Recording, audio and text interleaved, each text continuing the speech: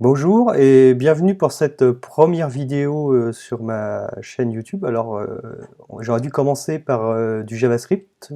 Et vous voyez bien, là, on va parler de la troisième vidéo, tout simplement parce que j'ai pas eu le temps de finir de rédiger les deux premières vidéos sur JavaScript. Et suite à des discussions sur la gestion de projet, en particulier sur ce qu'est un Product Owner, j'ai rédigé un support et je voulais en parler justement à travers une vidéo. Alors c'est une question qu'on peut se poser souvent, c'est qu'est-ce qu'un product owner? En effet, la production logicielle, c'est quelque chose d'assez vaste, c'est de l'industrialisation logicielle, mais tout en gardant un aspect artisanal. Alors rien que sur cette partie-là, on peut en parler pendant des heures. Ce sont des process, des normalisations, ce sont des acteurs. Et parmi ces acteurs, il y a le product owner. Et sans un bon product owner, pas de bon produit. Alors, quand on parle de produit, c'est pas juste un logiciel, encore moins un code source. Un produit, pareil, on pourra en parler un jour, je pense, dans une vidéo, ça va bien plus loin que produire un logiciel à partir du code source. Et aussi, le logiciel, c'est une culture, ce sont des méthodes de gestion de projet, ce sont des contraintes, des libertés. Donc, le PO va devoir créer de la valeur à partir de cet environnement-là. Alors justement, un PO, ou une PO, qu'est-ce que c'est? Alors on peut se baser sur la définition qu'on trouve dans le Scrum Guide. Un Product Owner est responsable de maximiser la valeur du produit résultant du travail de l'équipe de développement. Alors déjà, première chose, on parle de maximiser la valeur. Souvent, on construit des logiciels par rapport à des priorités. Et c'est une grave erreur qu'on retrouve, je dirais, très souvent, malheureusement. Et on va voir justement en quoi c'est inadapté. Le Product Owner est là pour dégager de la valeur pour un produit donné.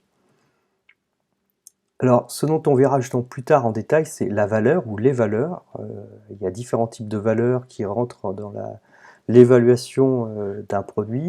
Ce sont les méthodes et les projets agiles, et c'est la notion de produit. On n'en parlera pas aujourd'hui parce que sinon la vidéo ferait 1 h 30 facilement.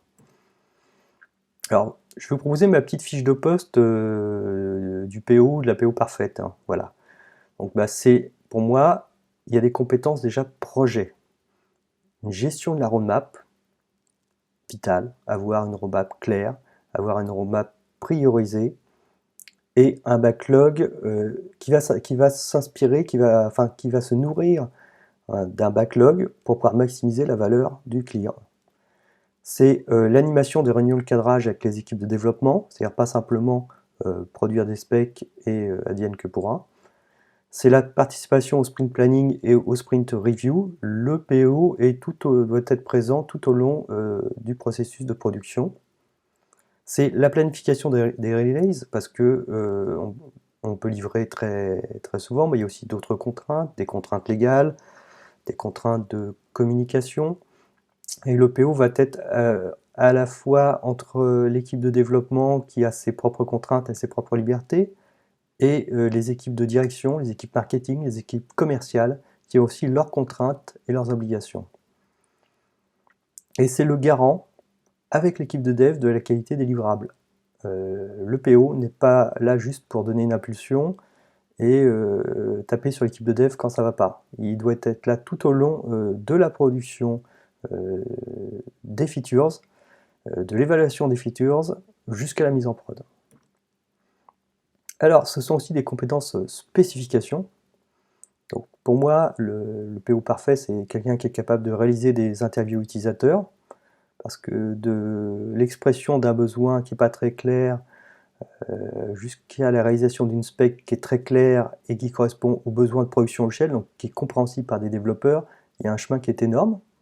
C'est la définition des personas, c'est-à-dire quelles sont nos typologies d'utilisateurs, et ça doit se faire en relation avec le marketing. On ne peut pas penser de la valeur, on ne peut pas penser des utilisateurs logiciels quand on ne sait pas quelles sont les visées marketing et commerciales d'un produit. C'est la définition avec l'équipe de dev du langage omniprésent, qu'on ait enfin deux équipes, voire même si on prend la qualité, si on prend notre équipe, toutes les équipes qui parlent le même langage. C'est la rédaction de dossiers d'exigence et de user story. Bah, là, c'est assez classique, mais c'est ce qu'on attend, en tout cas côté développement, c'est d'avoir des user stories très clairs. Ce sont des tests d'acceptance clairs afin de pouvoir lancer des développements. La qualité, là, elle attend des tests d'acceptance aussi très clairs pour pouvoir lancer ces jeux de tests. C'est la conception d'interface en relation avec les UX et les UI, faire quelque chose qui est normalisé, qui est beau, qui est uniformisé, qui est agréable, qui est ergonomique. C'est aussi la post-analyse de dev. Alors ça, oui, souvent c'est quelque chose qu'on ne voit pas toujours. On produit des choses, enfin on spécifie des choses, on les produit, on les livre, ça part en clientèle et zéro feedback ou zéro processus de benchmarking. Alors c'est quelque chose qui peut se faire aussi avec le marketing, hein. C'est dès la sortie de la production d'une feature, d'une user story, le faire évaluer en interne et après le faire évaluer si ça part évidemment en production, parce qu'on peut tout à fait l'annuler, le faire analyser auprès de la clientèle. Alors il y a différentes façons de faire, hein. Des benchmarks, des clubs utilisateurs, des forums, selon l'organisation de l'entreprise, est-ce que ce sont des clients internes, des clients externes, mais en tout cas, simplement, comment dire, simplement produire une feature et ne pas avoir de benchmark, c'est une erreur. Alors, c'est aussi des compétences documentation et communication. Alors, on attend la rédaction de documents de formation. Alors, certains me diront, c'est plutôt le travail d'un autre service. Bon, ça reste à voir. Ça peut être soit de la planification de documentation, soit ça peut être la rédaction. Pareil, alors avec des choses comme TDD, la documentation qui va servir à la fois aux devs, à la fois à la outline sur des cas précis, et à la fois aux utilisateurs pour des utilisations concrètes, pour moi c'est la même. Donc ça peut être impulsé par les PO. Et ce qu'impose la méthode Scrum par exemple, je crois que c'est Scrum ou c'est XP, c'est Scrum. À force de mélanger les deux, je ne sais plus, c'est d'être disponible toujours auprès de l'équipe de développement pour pouvoir clarifier le moindre point, parce qu'on a beau avoir toutes les user stories du monde, tous les critères d'acceptance, on va forcément avoir des points obscurs, voire l'équipe de dev va pouvoir lever des problématiques qui n'ont pas été envisagées. C'est tout à fait normal, et c'est le but des méthodologies agiles, c'est d'avoir ce feedback très rapide pour pouvoir s'adapter au plus vite, pour pouvoir produire quelque chose qui a une véritable valeur et qui est fiable. On attend aussi pour moi de savoir s'adapter, parce que entre un besoin utilisateur, quelque chose de très humain, et faire rentrer ça dans des si et ou alors, bon je caricature un peu le dev, mais à la fin on arrive quand même à ça, il faut parfois faire avec certains problèmes d'architecture, certains problèmes de disponibilité des équipes, certaines technologies pas adaptées, plein de choses, et c'est là où va rentrer l'aspect de la négociation, qui pour moi devrait arriver le plus tôt possible, c'est-à-dire au niveau de la user story, savoir jusqu'où on veut aller sur une user story, et en fonction du prix à payer, parfois faire des concessions. Je vous donne un exemple très simple, je veux pouvoir me connecter à mon back-office, d'accord, oui, mais comment? Avec un email, avec Google, avec Facebook, avec Twitter. Tout de suite, ça fait énormément de développement. On peut commencer par une création d'un compte via un email, c'est le plus générique, et on rajoutera des user stories pour chaque type de connexion, Facebook, Google, Twitter et autres. Alors, ce sont aussi pour moi des compétences agiles. C'est une participation active à la mise en place des processus agiles, mais pour moi, c'est tout pôle produit qui devrait avoir ces compétences-là. C'est vouloir diffuser la méthodologie agile, c'est comprendre pourquoi on fait la méthodologie agile, en profiter au maximum, dégager le maximum de valeur, justement, ces méthodologies, pour pouvoir produire des produits de qualité et se faire aussi plaisir dans son travail. Et une chose qui est très importante et qu'on ne voit pas chez certains PO, je vais me faire des ennemis, mais bon, tant pis, c'est de comprendre la culture du développement. On a des PO qui sont parfois des experts produits, des gens qui sont des sommités dans leur domaine, qui vont produire des user stories très intéressantes, mais qui ne comprennent pas comment fonctionne une équipe de dev. Une équipe de dev, c'est une culture dev, c'est une façon de penser, de travailler, de se comporter qui est différente. Et simplement rester dans son précaré sans faire l'effort d'aller vers les devs, et attention, les devs, pareil, il faut savoir faire l'effort d'aller vers le métier, hein. C'est une erreur, il faut savoir se mixer, savoir se mélanger, voire passer parfois pourquoi pas, des après-midi dans la salle de dev, dans les bureaux des devs pour les voir travailler. Donc il faut savoir comprendre cette culture. Alors, une chose aussi qui n'est pas toujours mise en place et qui est vraiment dommage, c'est le manque de veille concurrentielle. Vous allez voir quelqu'un qui est PO dans un domaine, et vous leur dites, oui, mais le concurrent principal, comment il fait est-ce qu'il a déjà mis en place cette feature? Comment est-ce qu'elle a mise en place? Est-ce qu'elle est utilisée par les clients? Est-ce qu'il y a des retours?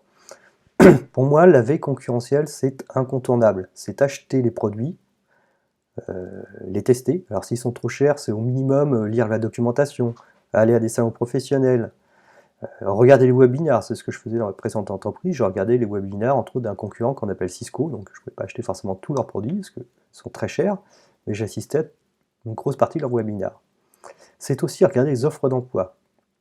Dans les offres d'emploi de la concurrence, on voit énormément de choses.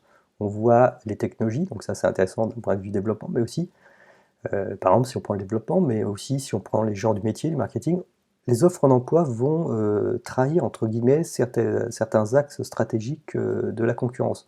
Donc savoir où vont les concurrences, c'est vraiment vital. Et regarder les offres d'emploi, c'est un des vecteurs qui me permettait, en tout cas moi, de faire une veille concurrentielle très active.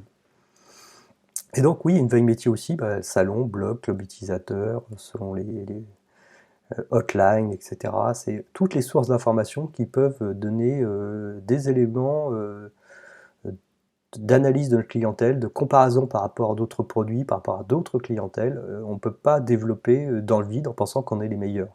Il faut savoir toujours ce que font les autres. Alors aussi, des compétences outils. Ça fait beaucoup de choses à faire pour un PO, mais pour moi, il faut qu'il y ait tout ça. Ce sont savoir travailler en asynchrone. Alors pourquoi? On est au XXIe siècle, donc les gens travaillent en remote, donc j'ai besoin de faire une réunion, j'ai besoin de te voir les yeux dans les yeux, il faut arrêter. Il faut savoir travailler avec des gens qui sont dans des fuseaux horaires différents, peut-être même à l'autre bout du monde, voire qui ne parlent pas forcément votre langue. Et l'avantage pour moi de travailler en asynchrone, c'est que ça oblige à formaliser. C'est pas je te raconte un petit truc sur un coin de table et débrouille-toi. Je suis obligé de te mettre par écrit exactement mon besoin. Donc pour moi, le travail asynchrone et en télétravail a aussi un gros avantage, c'est que ça oblige à formaliser. C'est un amplificateur du chaos, le télétravail. Si on n'est pas capable de formaliser, en télétravail, ça sera 10 fois pire. C'est aussi la maîtrise d'outils, par exemple du type Kanban, Trello, Slack, des outils. Pas forcément, si on prend un wiki, savoir écrire dans un wiki, c'est plutôt un outil de développeur, mais au moins savoir utiliser un wiki. Donc la notion d'historique sur une page, le moteur de recherche. Moi j'utilise beaucoup de tags aussi, j'utilise DocuWiki. J'ai le plugin tag est toujours associé, donc toutes mes pages sont taguées par rapport au sprint, aux versions. Par exemple, j'ai un tag RGPD pour toutes les pages qui sont liées à la RGPD, etc. etc. Donc moi c'est ce que j'attends d'un PO, c'est la maîtrise de ces outils. Alors, on l'a vu, c'est beaucoup de compétences qui sont demandées, ça impose quand même un périmètre très large et il y a quand même quelques difficultés pour bien réaliser le job. Déjà, c'est le delta qui est souvent immense entre les ambitions de la direction et les capacités de réalisation. Et ça va être le travail du PO de maximiser la valeur avec une équipe de dev qui est très en dessous des ambitions globales d'une direction. Alors direction marketing, direction opérationnelle, patron de la PME quand on est une petite entreprise, mais en tout cas on va dire de la direction au sens large. C'est aussi savoir garder la cohérence du produit.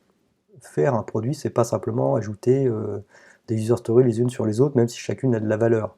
C'est créer une cohérence globale. Ça aussi, c'est très compliqué. C'est le raffinage aussi du backlog. On rajoute des user stories dans le backlog, on n'a plus quoi savoir en faire.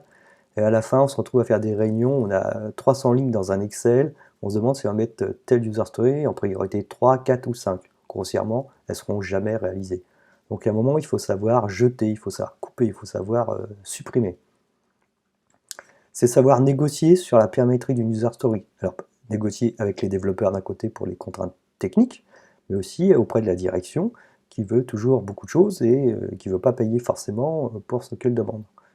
Donc c'est toute une compétence de négociation.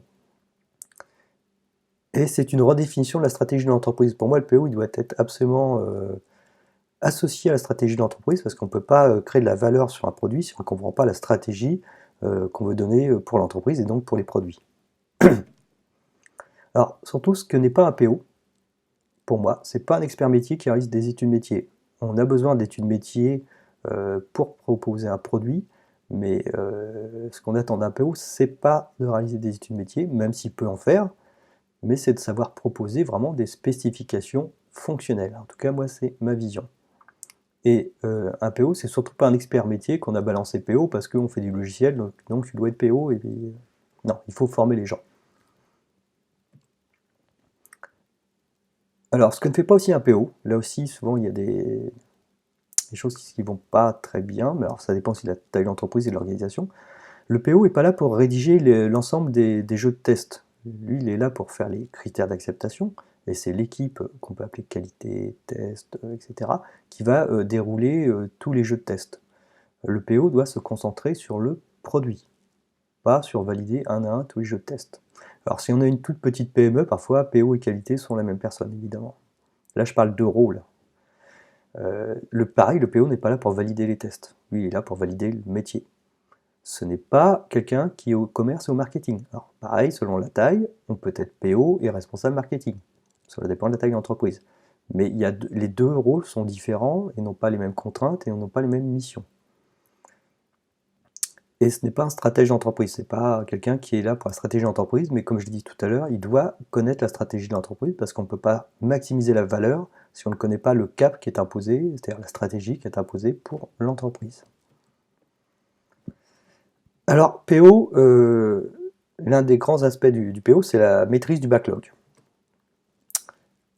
Souvent, ce qu'on voit, c'est la question qu'on se pose, c'est qui gère le backlog? Alors, sur le papier, c'est le PO, et souvent, c'est tout le monde qui essaye de faire n'importe quoi, de bypasser le PO, d'imposer des choses parce qu'ils se permettent. Ça ne peut pas fonctionner comme ça. Donc, pour moi, le PO, ça doit être le seul maître du backlog. Ok, sur le papier, c'est bien, mais on va voir qu'il y a des contraintes. Bah déjà, la première chose, bah voilà, nous, la DSI, voilà, tout de suite, on va commencer à le bypasser. Pourquoi? Eh bien, on a des obligations techniques, rafraîchissement technique, des optimisations, des changements d'architecture, des failles de sécurité, etc. Et donc, on a besoin de temps pour réaliser des fonctionnalités pendant les sprints. Donc, deux façons de faire, à mon avis. Soit il y a une négociation auprès du PO pour expliquer pourquoi est-ce qu'on a besoin de ce temps-là. C'est la première façon de faire. Soit l'équipe de dev se garde une capacité de dev hors sprint, donc qui n'est pas gérée par le PO, justement pour faire sa veille sur le refactoring, gérer les failles de sécurité, les bugs, les évolutions technologiques, les mises à jour délivrées, etc., etc. Il y en a aussi les obligations légales. Dans plein de métiers, on prend un ERP, tout simplement, un logiciel de caisse,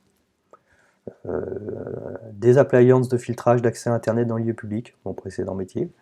On a des fortes obligations légales. Tout simplement, pour moi, l'obligation légale, c'est simple, c'est priorité zéro, c'est pas négociable. Donc le PO a obligation d'inclure ces demandes dans le backlog et dans les sprints. Et le seul curseur qu'il a pour moi, c'est le choix du sprint auquel il va affecter ces fonctionnalités. Alors bien sûr, il ne faut pas les affecter trop tard non plus, parce que selon l'apparition d'un texte de loi, il faut quand même un certain temps pour développer, pour le tester, pour le valider, pour parfois le vendre aussi au client.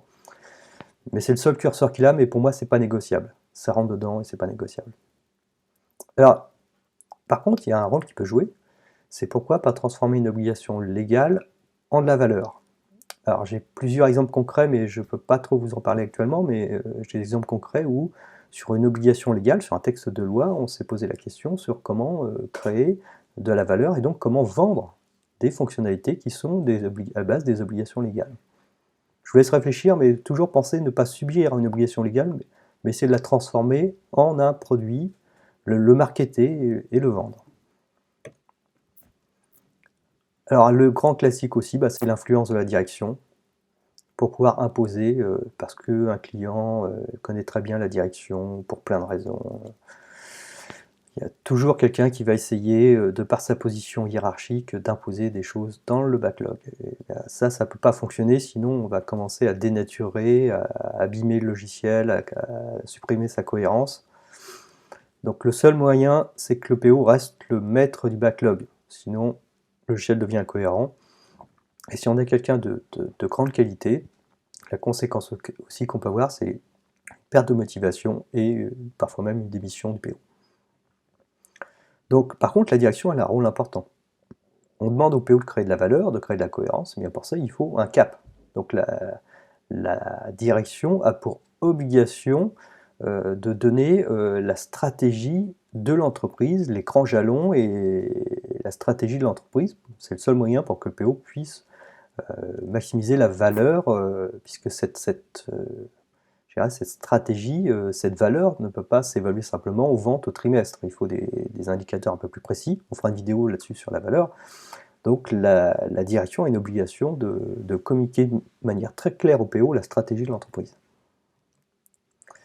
Alors, PO et ressources humaines. Ça, c'est une question qu'on se pose parfois. Quelle est la différence entre un PO ou un PM, Product Owner et Product Manager? Alors moi, je ne vais pas m'embêter trop avec ça. Je ne suis pas un fan des titres. Je ne sais même plus quel est mon titre. Enfin, je ne m'embête pas trop avec ces notions-là. L'important, c'est ce que font les gens, pas trop leur titre.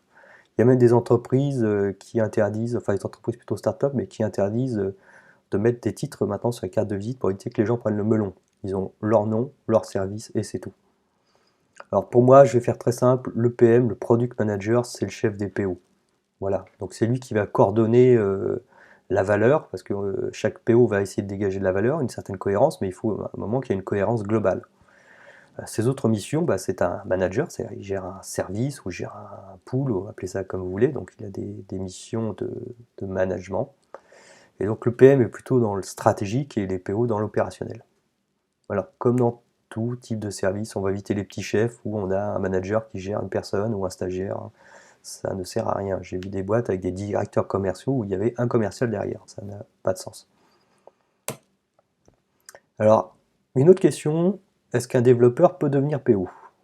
Oui, bien sûr. Moi, ça a été mon cas sur plusieurs applications où j'étais PO. Alors, j'étais à la fois PO, directeur technique, donc je faisais les deux. Mais c'est tout à fait possible. Par contre, il y a des contraintes. On ne connaît pas le métier à la base, donc il faut vraiment s'investir pour comprendre le métier. Alors, s'investir, c'est beaucoup lire, poser beaucoup de questions, c'est visiter sur site des installations, par exemple si c'est de la logistique, donc du stockage, de la logistique, des entrepôts.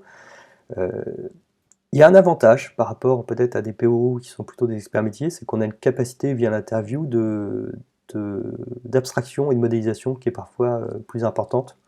Donc on va avoir une approche différente, on va toujours ramener à du modèle. C'est-à-dire, est-ce que j'ai bien compris, par exemple, je ne peux associer que une devise à ce contrat? Oui, non. Ah oui, donc d'accord, donc à un contrat, j'affecte une devise sur une durée donnée, c'est bien ça, oui. Donc on va assez rapidement se rapprocher du modèle. Mais pour être un PO qui vient du dev, il faut quand même ne pas hésiter à se faire aider des experts métiers. Personnellement, j'ai travaillé par exemple dans les ERP, sans des experts métiers, j'aurais été incapable de créer des spécifications fonctionnelles, j'aurais été incapable de faire des fonctionnalités qui sont valables, tout simplement déjà, mais je parle même pas de valeur, mais parce que les métiers sont complexes. Hein. Prenez un ERP, facturation, TVA, nous on avait de la GMAO, j'ai fait de la traçabilité alimentaire, des problèmes de traçabilité douanière, des problèmes de recettes, puisque c'était de la production alimentaire, donc il y a la notion de recettes, la notion de matériothèque, c'est-à-dire on va stocker des échantillons de matières premières et de matières finies. Enfin, le nombre de modules était module RH, pénibilité au travail, basé donc sur des expertises légales. Sans des experts métiers, on est incapable de faire notre métier. Alors, les ressources. Je ne sais pas ce que je voulais dire par là, c'est pas grave. Bon, c'est tout. Oui, moi j'ai oublié des slides, c'est pas grave. Ok, est-ce que c'est tout? J'ai sûrement oublié des choses, donc n'hésitez pas à commenter, à donner votre avis sur votre vision du PO ou de la PO, comment vous vivez en entreprise, ce qui marche, ce qui marche pas. Donc à vous d'intervenir, n'hésitez pas, vous pouvez commenter en dessous de la vidéo. Si vous avez des questions, des thèmes à proposer de vidéos, vous pouvez me contacter donc sur Twitter, les DM sont ouverts.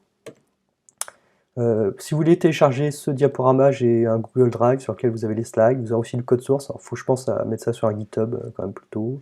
Des ressources à télécharger, il y aura de plus en plus de choses, je pense, sur le Drive, hein, voilà.